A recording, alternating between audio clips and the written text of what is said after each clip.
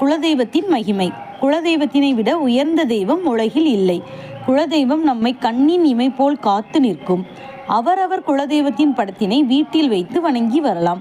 குலதெய்வ அனுக்கிரகம் இல்லையேல் எந்த தெய்வ அனுக்கிரகமும் இல்லை.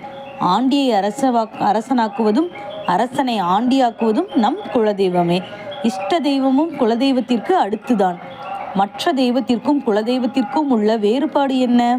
மற்ற தெய்வங்களுக்கு எண்ணற்ற பிள்ளைகள். குலதெய்வத்திற்கு உங்கள் வம்சவழிதான் பிள்ளைகள். குலதெய்வத்தின் அருளால் நம் இன்னல்கள் அனைத்தும் சூரியனை கண்ட பனி போல் விலகிவிடும். குலதெய்வ வழிபாட்டை ஒழுங்காக செய்து வந்தால் நவக்கிரகங்களும் துணை நிற்கும். குலதெய்வ வழிபாட்டினை மறப்பது தாயை பட்டினி போடுவதற்கு சமம்.